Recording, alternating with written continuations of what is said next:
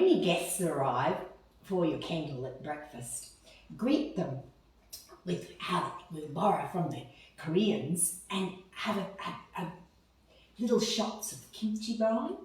Then we'll borrow from my wonderful grandma, Matilda Augusta Stein, and medicine in a jar. This is what we all should start our day with.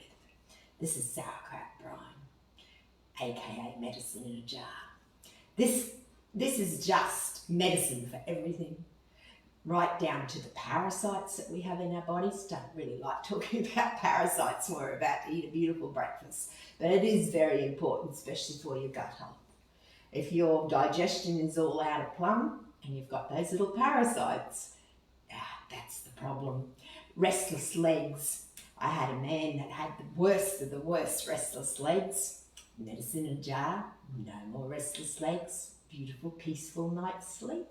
That's all part of our self-plan. Our self-care plan this month is to take care of you. So medicine in a jar, that's the must for everybody, from first bites to the elderly. We'll start our day then, when your guests have arrived, with a mimosa. And in lieu of champagne, we've put coconut water kefir. So instead of using the sugar water when you make your water kefir, substitute it with coconut water. Doesn't need any sweetness, just the coconut water and your tibi tibicus or water kefir, keto, whatever you want to call that little grain, that little culture, that mighty little culture that produces these wonderful drinks for us. So there we've used half orange, fresh orange juice and half coconut water kefir. It is beautiful. Wished I could share you a taste with it. So then we go on to birchen muesli, and you'll have all these recipes. They'll all be step by step with alternatives. So there's two recipes there for birchen muesli. Birchen is just soaked oats, basically. You can soak it in your milk kefir. You can use a coconut kefir, as I have done here, because I had a lot of the coconut left from our curry night last night.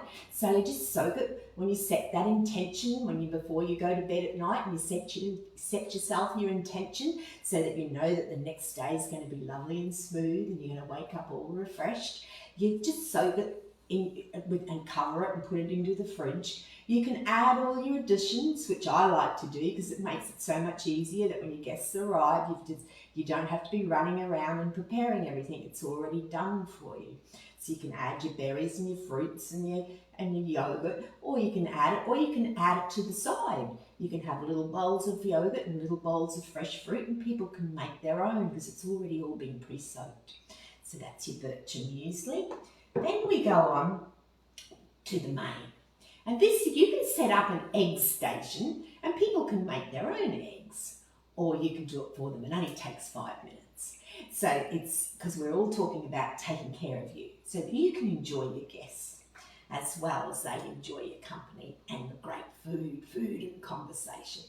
So here we have scrambled eggs, and it's topped with a beautiful smoked salmon, some dill, and it's served on the sprouted toast. You can have a selection of toast. You can have muffins, you can have sourdough bread. There I have used, from my motherhood bread book, the sprouted grain bread. And this is sprouted, even though it still go through the sourdough process. And it's beautiful toasted. So that's how we have that. And we've got kimchi to the side. And that's it. So easy. Many years ago, when I was studying, I had a little part-time job in a beautiful resort for just 3 hours. I was the breakfast, I don't know what my name was, but it was just that I had to keep all the breakfast all topped up because it was a buffet. So, I'd have to make sure that everything looked beautiful for the guests. And I also had a job as being the chief egg cooker. And the beautiful big chefs, they taught me how to cook eggs. And did that teach me some wonderful tricks. And with scrambled eggs, the trick is you start with a cold pan. Never start with a hot pan. And you beat your eggs up, and you put them in, and you put the knob of butter in with the eggs, and you have it really low and slow, and you just stir it with your spatula or a wooden spoon, and you'll get the lightest, fluffiest eggs. And the other tip is you don't pull them off You don't pull them off when they're nice and firm. You pull them off when they're just almost cooked, so there's still a little bit of runniness in there, but as soon as you hit it to the toast, that runniness firms up. Light and fluffy eggs. Now, not all your guests are going to like eggs, for whatever reason, and that's okay. So we'll give it a substitute. We'll make a beautiful scrambled tofu. This is really lovely. You'll even find that some of the egg eaters will want to try some of it, so make some extras. So always have an extra bowl of the scrambled tofu, because that way they can try it. And it's beautiful, so easy to make. And it stores. This one will not like your eggs, scrambled eggs. This one will store in your fridge, so you can make it ahead of time and just heat it up on the morning. It'll store for at least a week. You can eat it cold and you can have it in your salads at lunchtime. There's so much you can do with the scrambled tofu. A firm or a hard block of tofu I find the best, but if you've only got soft, it'll work as well.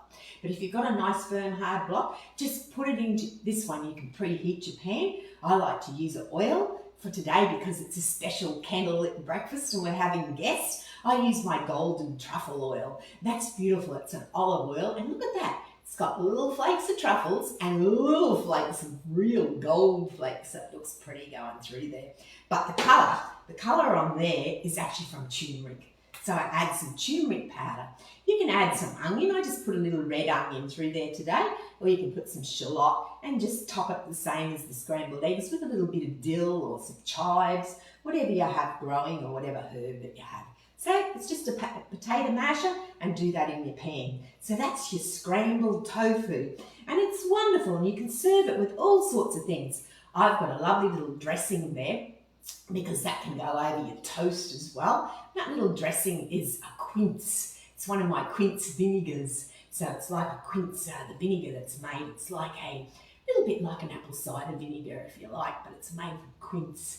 And I do have a little bit of the oil put in there as well, and a little bit of seasoning, just a little bit of spice. So that's like a little dressing that you can dip your toast into, or pour it on your tofu, or put your little pickles. That's a little pickle zucchini. The difference between a pickling and a fermentation is lots, because with a pickle you actually immerse it into a vinegar. So you put it into something like an apple cider vinegar. It's still tasty, but it's not gut loving. It doesn't, well, it's okay on the digestion, but it doesn't produce all those lactic bacteria, acids, those labs that we create, like in, say, kimchi if it's properly fermented, and same as with sauerkraut. So that is lacto-fermented zucchini pickles. So when I say lacto-fermented and the difference between the vinegar pickling, with that one what you do is you just make its own brine, and you use salt. And what happens then is you put it in an oxygen-free environment, so the container that it goes into, no air is allowed to get in, and all the mighty invisible organisms, they do all the work for us, and they create their own vinegar. Hope that makes sense, but that's what they are. They're little zucchini pickles, instead of using cucumbers, because my garden had mass zucchinis, so that's how I stored them. And that has the kimchi there as well. So that was our main. And then we would finish the day with a nice herb brew. And you can have coffees for those that want coffee. You can have a nice little selection. You can even have like a hot chocolate if you like. With your herb brews, you can have, oops, I'm knocking over the potato mash, apologies. You can go out and buy some nice brews, like there's this beautiful peace tea. That's a beautiful meditative tea. So that one's probably more for you before your guests arrive, to sit there and you remember our 10 minutes of morning, our miracle mornings that we're going to do so that we transform. We're going to bring ourselves out of that cocoon and come out the beautiful butterflies that we all are. So that one, that's what that one is really good. It's a beautiful mix. Or you can buy something. Tulsi is one of my favourites. I grow it. I grow a few varieties of Tulsi. That's Tulsi down there. It's all going to seed, so I'll have plenty more Tulsis coming up. But that's a Tulsi gut, and that's a lovely combination. That has the Tulsi blends. It has ginger. It has lemongrass, and ginger and lemongrass is one of my favourite teas. What I do is I just make it into a little pan.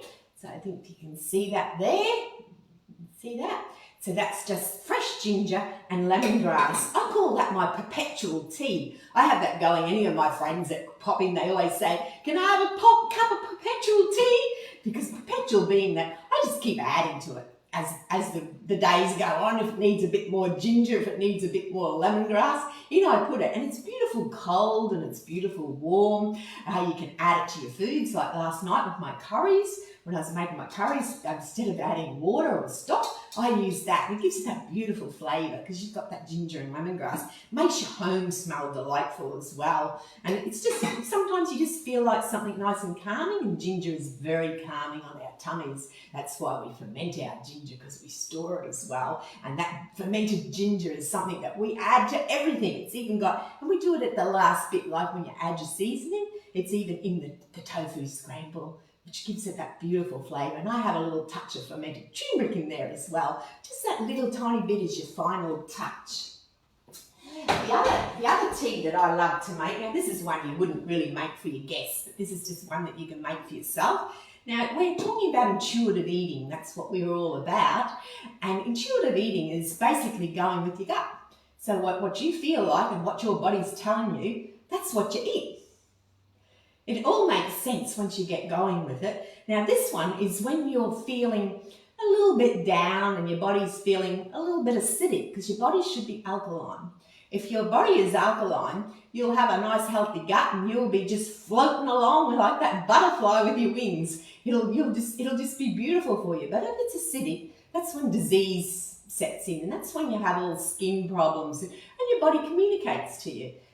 It's one place that it really communicates to you is in your wee. Not nice to be talking about wees and parasites, and don't get me started, I'll go on to the poos, which is very important to show you what's happening in your body. But in your wee, if your wee's nice and clear, you're pretty good. You can buy pH test strips that will tell you where your pH level is at, but your body will tell you. So if it's strong wee and it's smelly wee, you know that it's time to have a bit of a cleanse. So, and we're not talking anything drastic here. What we're talking about is just making a nice brew. So in this brew, we have, and it's very hot, it smells beautiful too, we have parsley. So we just got a bunch of parsley. It doesn't matter whether you use flat or curly or if you use them both, and some cinnamon. So then what you do is you just sprinkle in some cinnamon, some nice organic cinnamon, and there you have the best cleansing brew. I've had a friend come here and she was having terrible UTIs. She said, oh, I'm just in so much pain. I said, here, I've got some parsley tea on. She rang me up and she got home. She said, oh, I've gone down to buy a bunch of parsley because I don't have any growing. She said, that was just so good. So yeah, it's relief. And it's there for you to help when your body is feeling in that toxic state. Yeah, so that's what we're all about. So that's our breakfast. And do check your downloads. They'll be all up by Tuesday, and it'll have all the recipes. Things, you've got little additions there. One thing that I forgot was the honeycomb. That's nice to have served beside your bircher. I'm sure I've missed a lot of other things I didn't get to share with you. My beautiful butter. That's my kefir goat's milk butter, and I added some truffle just to make it a little bit lush for our guests, because we are having a candlelit breakfast. So light your candles, give thanks to life's bounty.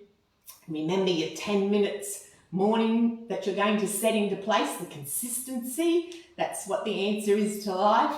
And it's just a habit, and get to do whatever movement that works with you, whether it be stretching your body. See that? If I can stretch, you can stretch. I stretch so I don't break. So there you go.